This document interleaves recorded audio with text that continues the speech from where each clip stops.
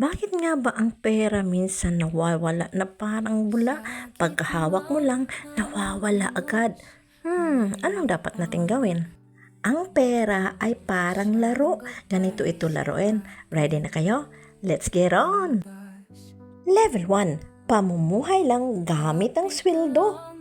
Sa level na ito, ang tanging pinanggagalingan ng kita mo ay ang sweldo at wala kang natitira para makaipon.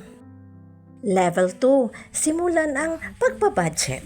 Ang budget ay plano sa paggastos batay sa iyong kita at gastusin. Kapag nagsimula kang mag-budget, nakakatulong ito sa iyo. Una, para makapaghanda sa hindi inaasahang pangyayari sa buhay. Pangalawa, para mabili ang malalaking pangangailangan kapag kinakailangan. Pangatlo, para makita kung paano mo pinamamahalaan ang pera at ang takbo nito. Level 3, pagbabayad ng utang. Napakahalaga nito dahil kapag nagsimula kang mag-budget at gumawa ng plano, makikita mo kung saan napupunta ang karamihan ng pera mo. Iyon ang pumatay sa pera mo, kaya kailangan mo itong tapusin agad, lalo na kung masamang uri ng utang, lalo na pag may malaking porsyento kang inuutang. Nako. Level 4, mas maraming pag-iipon.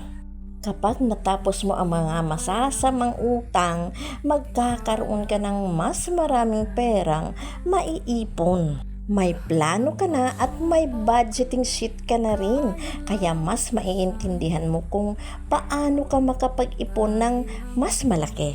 Sa level na ito, iyon ang dapat mong pangunahing tutukan.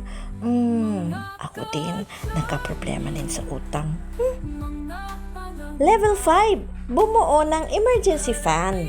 Kapag nagsimula ka ng makapag-ipon ng mas marami, simulan mo na ang pagbuo ng emergency fund.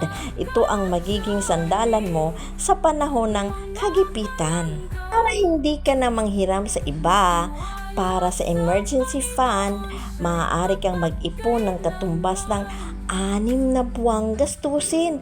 Pero nasa iyo kung gaano karami yan. Level 6, dagdagan ang sources ng kita. Kung may libreng oras kapag katapos ang trabaho mo, magsimula ng side hustle. Napakaraming oportunidad, lalo na kung may mga kasanayan ka. Mas maaga kang magsimula, mas mabuti. Kapag naging maayos ang takbo nito, maaari pa itong maging full-time na trabaho mo. Level 7, magsimula sa pag-i-invest. Dito mo sisimulan palaguin ang pera mo. Ito ang level na ginagamit mo ang pera bilang tool para kumita ng mas maraming pera. Pwede kang mag-invest para sa income, growth o para maprotektahan ang iyong kapital.